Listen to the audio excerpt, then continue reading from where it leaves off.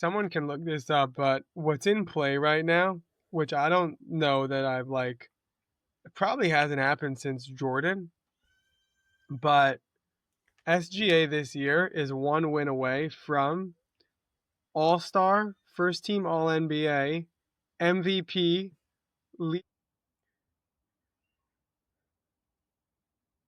And Western Conference MVP now, for whatever that's worth. I think you're right. I think it is Jordan.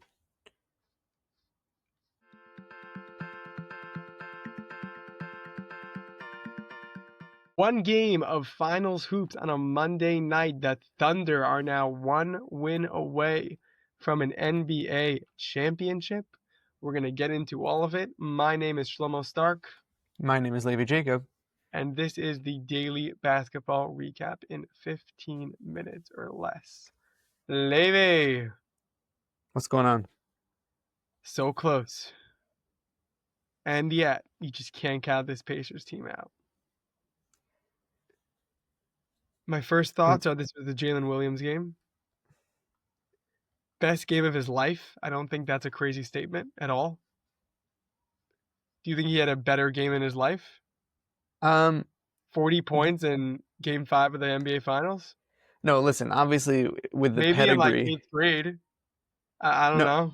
I'm saying Like, with the pedigree, yes, but meaning like of the situation, but no, I'm not saying it was individual I'm not performance. yeah, I'm not saying he never played better in his life. I'm saying when the moment mattered. Yeah, yeah. I think you're right. The 100%. biggest game of his life, let's say it that way. Showed up in the biggest spot. SG had 31 points and Wiggins came to life. But this is what we were talking about, right? Meaning we said this yesterday, or was it yesterday? I don't even remember the days anymore. But you basically have Chet, Jalen Williams, and Shea.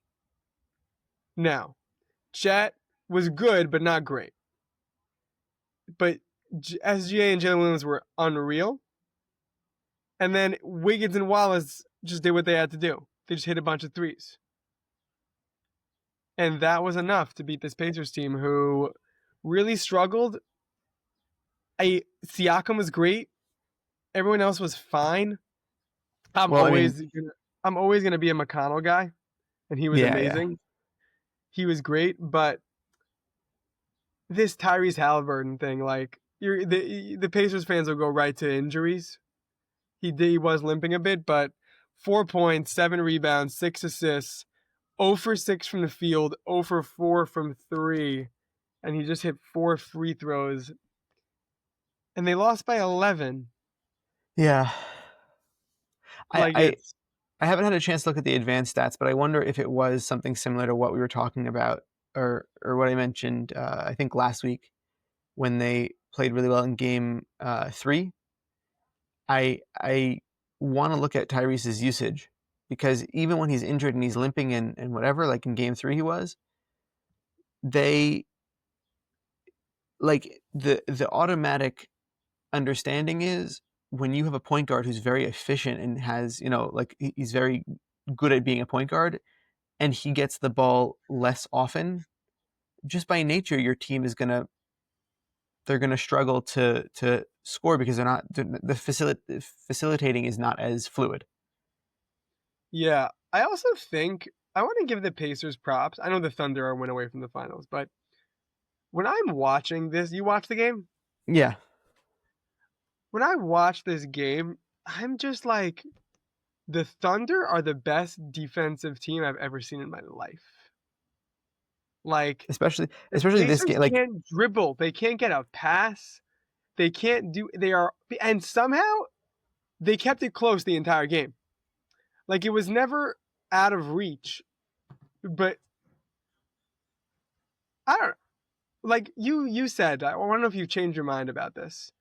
You've said if there's one team that you've said that if there's one team that is bad for this OKC team, it's Denver. You've been saying that all playoffs. Can we say it's the Pacers too, or no? I think it's not as much of a matchup issue, but I think that the Pacers. I was actually talking to somebody about this. The Pacers have, I mean, in boxing, what you call the puncher's chance, right? Like they can hit you with this like punch, uppercut KO. Like they have just as good of a chance as anybody at winning. Not to say that the skill level is the same, but they just have enough. They have enough talent in specific areas to remain in a game in many different ways, and that's like you're like to your point. That's what we're talking about now. Like, yeah, you're 100% right. I think to say that the Pacers are also the perfect mix to go against OKC, but I think again it could be anything that the Pacers would have gone up against. It would be a really difficult matchup because they can just adjust. They can make so many adjustments on offense and defense. They're really really difficult team to play against. 100%. Game 6 is when? I think Wednesday night, Thursday night? Thursday night. Thursday night. It really feels OKC in 6. I think that this was like I think There's that vibe. This just took the wind out of their sails. Like Pacers. Like Mm-hmm. OKC, this game showed me even in the third quarter they were like kind of got a little bit distracted. The Pacers made it closer. I think they got to 6 or maybe 5, but they show that they're really in control of the series. They kind of figured out how to play this Pacers team effectively, and especially if they get contributions from the bench like they did tonight, it's going to be really really hard to see them having to make it to the next game. I again, Aaron Wiggins, like you said, he hit 4 threes. Jalen Williams, it was interesting. There was a comment that was made yesterday. I don't remember exactly who reported it, but basically people were saying they believe that Jalen Williams could have a Scottie Pippen-esque trajectory in his career. And yesterday, or I guess last night in watching the game, he like I was saying, he found his confidence again. Obviously, it's easy to say that when you have 40 points, but like when he realizes that he can score and he was also defending at a very high level and he was also facilitating, he's like, it's really, really hard as a second option if he's playing like this. It's really hard for anybody to play much better than the Pacers did against this team. And I think here's the thing though. I think it's funny because you started this by saying you started this statement by saying Aaron Wiggins hit a few threes, even though it has nothing to do with Aaron Wiggins. But I think it actually does because even with all this, without Kayson Wallace and Aaron Wiggins, the Thunder don't win the game. Yeah, I agree. But I think that's because of it's more speaking to Indiana than it is to the Thunder. Do you know what I'm saying? Mm-hmm. Yeah. Like they really do well. Like again, like you mentioned, TJ McConnell, he had 18 points off of 57% shooting with 4 rebounds, 4 assists. Like this is their bench energy guy. Like they can draw from everywhere. They can really draw from everywhere. This Pacers team, and tonight they had the more difficult time doing that because the Thunder really turned it up on defense. But it really takes I feel like that's what we're seeing now. We're shifting away Right. from your top talent has to carry you because they obviously do, but it also really has to be like a complete team in order to make this happen. And we saw that also last year with the Celtics. Mm-hmm. For sure. I think We're one both more point that bang I want to make on. just about this. Yeah, one point I want to make about this game was that SGA they figured out from last game that in difficult spots they give it to SGA, and it's been that way obviously all season. But in these scenarios, he was also like he was facilitating, but they figured out in that third quarter when they're kind of having a little bit of a difficult time, sometimes he can just score these easy for him buckets. Like some of those things were really, really, really he was off balance, and he still managed to get it done. He scored 42. He shot 31 points off 42%. Okay, 43% from the field. And assists. Okay, 10 assists with 13 of 14 free throws.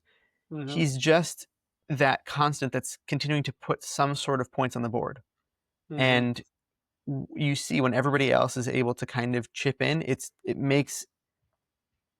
just makes his job and his life so much easier, and everybody else is able to really, contribute to the best of their ability. Like it just felt like like they went out there and decided, like I was saying a little bit from last game, they just decided we're playing with house money.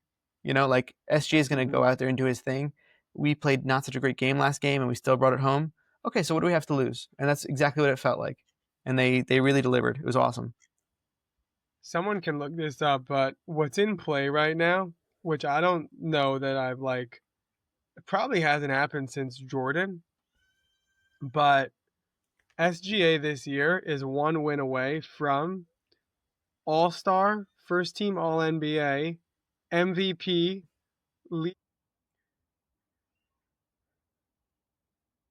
And Western Conference MVP now, for whatever that's worth.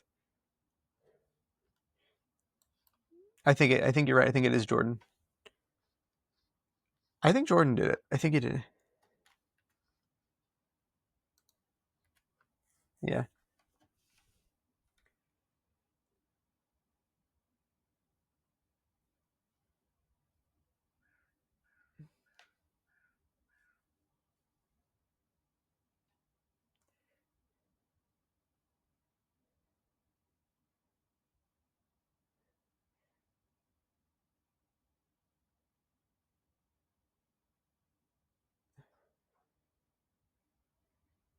Yeah. Yeah.